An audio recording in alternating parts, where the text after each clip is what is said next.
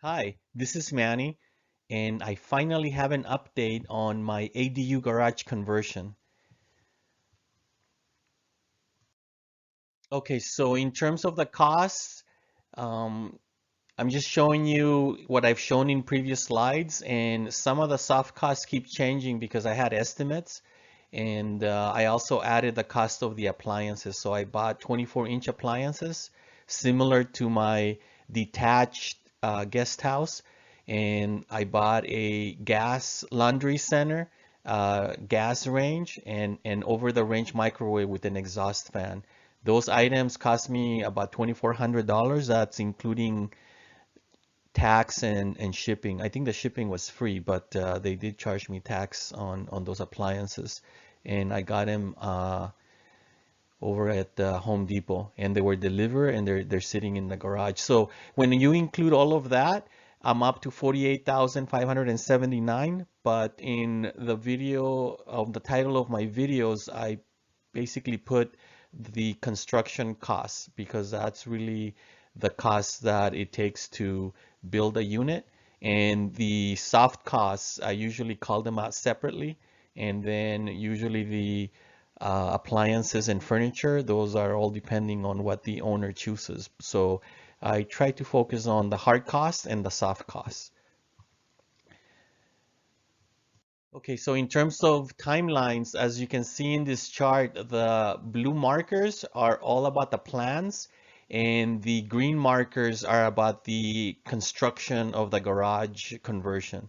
And one of the things that I want to mention here is that, first of all, the plans took about 7 months to get him approved. And it wasn't the city that was necessarily taking longer. Every time the plans were submitted, the city would take 2 to 3 weeks to come back with either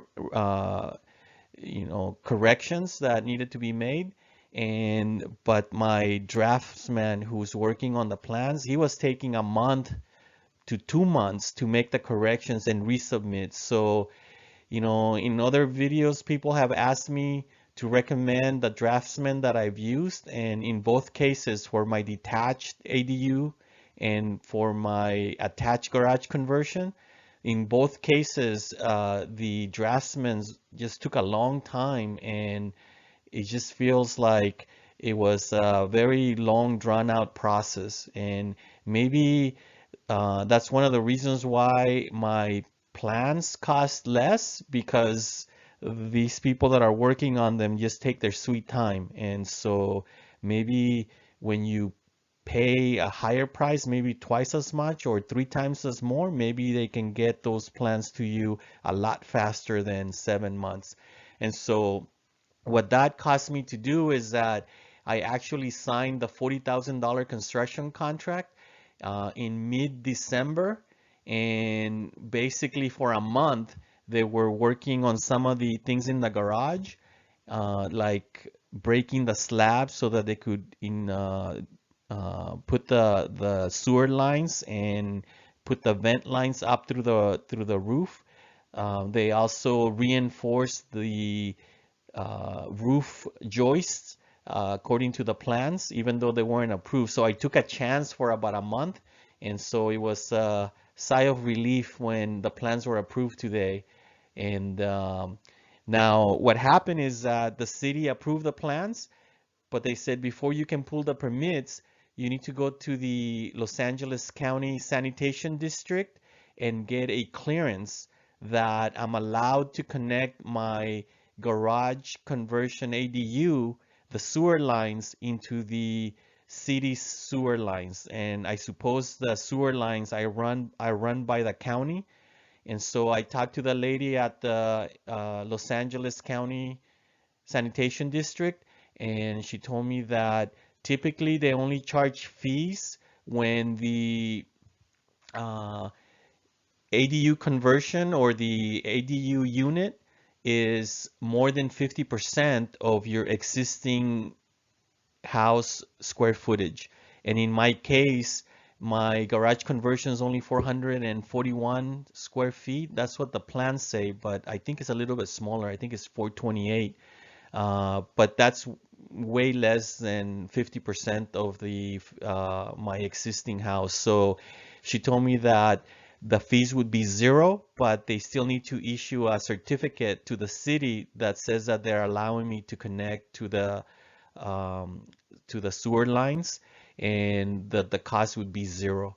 But that's something that they didn't ask me when I did my detached guest house, and this is something new, and it's just basically going to take an extra week to get that clearance and take it back to the city so that I can get the build permits issued. And the build permits will be pulled from the general contractor using the general contractor's license, so they won't go under my name, but I will pay those permit fees, which I'm estimating at 1884. But I'll find out the actual cost when I go there next week to with the general contractor to pull the permits and pay those fees.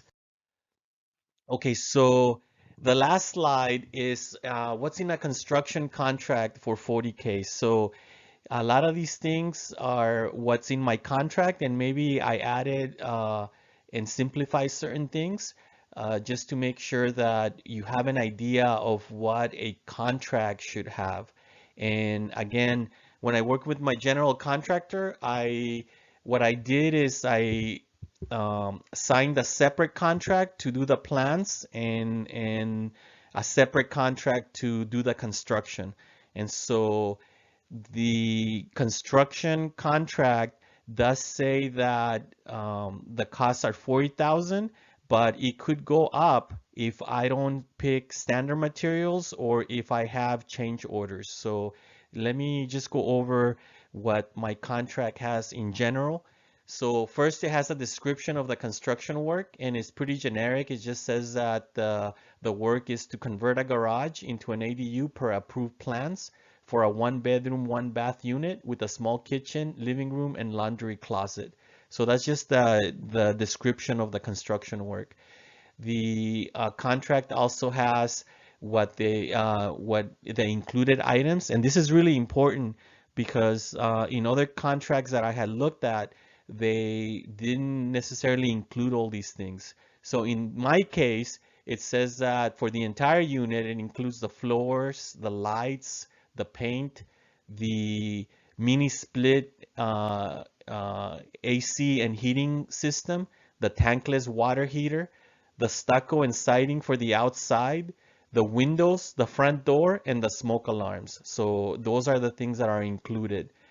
In the bathroom, the shower mixed valve, the shower drain, the vanity, the tile, the shower door, the faucets, and the toilet. So these are the things that are included in the contract. And the last time I worked with this general contractor, basically everything in the all the finishing touches in the bathroom were included. For the kitchen, he includes the cabinets, the handles. Last time we put quartz countertops, the sink, and the faucets, and all of that was included. The other thing that was included, which I didn't list here, was the backsplash. So the backsplash was also included in the cost. So I'll probably have to go back and check my contract to make sure that the subway tile backsplash is included. I told him I wanted the garage conversion to be pretty much the same as my detached guest house. So he's supposed to be doing the same thing, but I need to go back and check my contract to make sure it included that. Now, he does have exclusions in the contract. For example, he's saying that the plans, the plan check fees, the permit fees, and the city disposal fees, if there's any of those charges, he's not including that. And like I mentioned earlier, I signed a separate contract to get the plans and done and approved by the city in a separate contract. So this 40,000 was only for the construction costs. Um, he also excludes any remediation for mold, lead paint, asbestos, or hazardous materials that are found in the garage. So that's not included. Last time that I worked with him, none of that was found, so there was no charges for any of that. Also, he doesn't include low voltage systems like telephone systems, data systems, security alarms, and fire alarm systems. So he doesn't include those things, but it does include the smoke alarms. Now, here's one thing that uh, we worked out this time, and it's the payment schedule. So when I did my detached unit, I had 10 payments. So the payments, each payment came out to about 7,000. But for the garage, since he thinks he can do it a lot faster, he wants the payments to be a little bit more accelerated. And so the first payment is for 7,000 to start the work and sign the contract. And so with that money, he says that he's gonna start doing the demolition in the garage, which is already done. He's doing cleanup. He's already removed material. He's starting the plumbing and he's gonna start the electrical. And he started the framing as well, in terms of reinforcing the roof structure.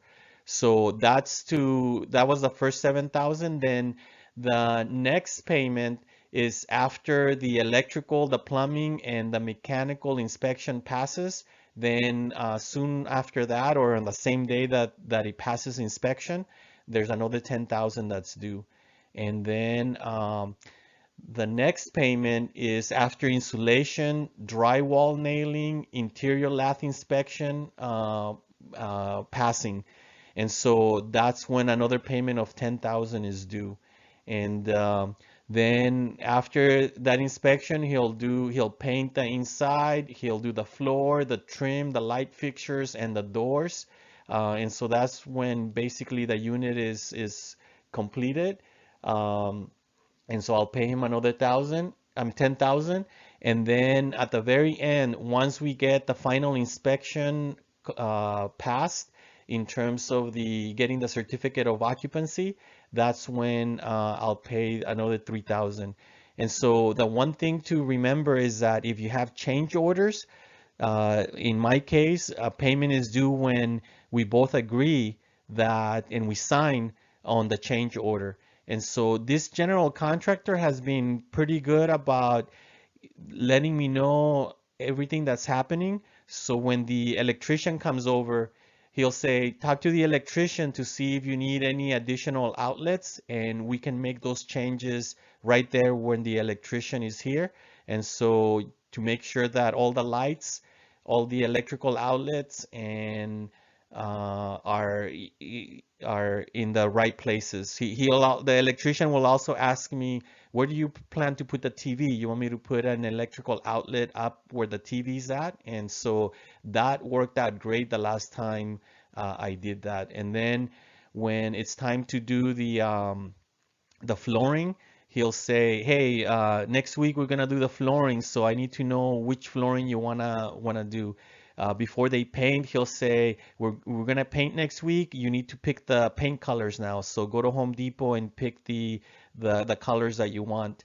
When he's doing the kitchen, he'll send me over to the place where they have the quartz countertops and the sink and the cabinets, and he'll tell me, and the handles. He'll tell me pick all the stuff that you need from this place, and as long as they're standard material, then they're included in the price. What's another thing that he does? Oh, for the bathroom, last time he told me, here are some shower doors you can pick. So pick a shower door, tell me which toilet you want, tell me which tile you want. So we pick subway tile, what floor on the shower do you need? So all those things he's working with me and asking me 1 week before, I need to know what material you need. And so then I'll select it and send them the information. So in my detached unit, that took a lot of time. So when I'm doing the garage conversion, I'm just gonna pick a same exact materials as my detached guest house. And so that will save me a lot of time. And luckily, I saved all the part numbers and all the material numbers. And as long as they still carry those, we'll be okay. And I went the other day to some of these stores and they still have the same materials. So I think I'm gonna be really good in that regards. So I hope this gives you an idea of what to include in a contract. and how to structure the payment schedules. It's not easy to um, get the contract in this format because everybody that I've talked to has a different way of there's no standard form that I found. The general contractors give you the information for the contract. Everything is ad hoc. So this particular contractor, again, what I really like was the fact that he has good payments that are due after inspections pass and when work is completed. So the payments are not accelerated to the point where I'm paying way too much up front. There is a certain amount to get started, but even though California guidelines say not to pay more than 1,000 or 10%, whichever one is less, I find that very few general contractors do that. And even if they charge you, they say, yeah, there's no money to start. What happens is that the next payment is going to be accelerated and they're going to ask you for a large chunk, like 25% or 30% of your costs on that first payment, maybe if they started a little bit of work. So that's always a concern because you don't want to make the payments too far in advance because then you're chasing the general contractor to come do work, and as opposed to when you're paying more on work being completed, then it's more aligned um, with the work being done, and you don't get too far ahead of paying for too many things and then risking the contractor bailing on you and not seeing your money after that. Uh, but I had good luck with this general contractor, and hopefully that good luck will continue. His prices are very reasonable, and he's told me that he doesn't want to do work with YouTube, so because it just takes too much of his time trying to give quotes, and he prefers to have only referrals from his clients, friends, and family, and that way they can see the work that he's done in the past, and that way he has a better conversion rate of actually getting work as opposed to spending all his time just getting quotes. But so I'm sharing this with you so that you get an idea for maybe as you go through this process, how to structure a contract. And maybe even with this information, you can search Google construction contracts and see what things you need to be include in there. In addition to the information I show in here, the contract also had like his license and his name and his address, his phone number, my name, my address, my phone number, and it has our lines for signatures. So it has everything that a contract needs to have, and so that was good. So hopefully this example will give you ideas on the different sections that it needs to have, and I feel that these are the most important: the included items, the excluded items, and a payment schedule. And try to have that payment schedule be associated with inspections passing or certain work being completed. Okay. Well, hopefully that was informative, and I will have more updates and videos as the garage conversion continues. Okay. Thank you.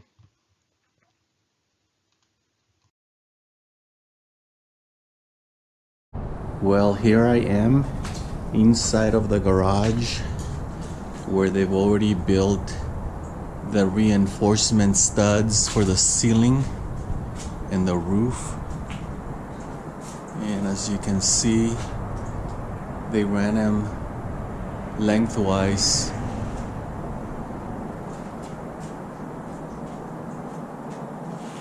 So that reinforcement is almost done. And once they finish the reinforcement, then I think they're gonna come and start working on the drain lines and the vent lines.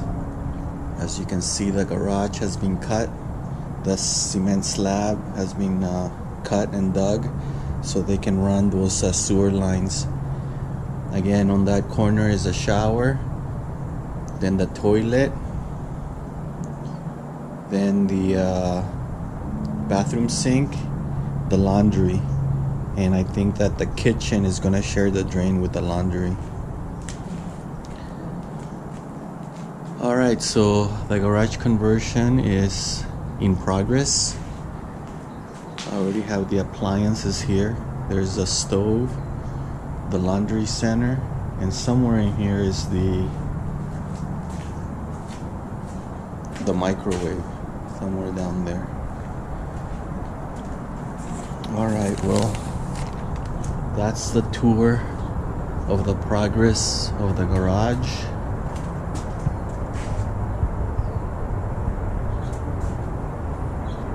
And I will do another video when more work is done.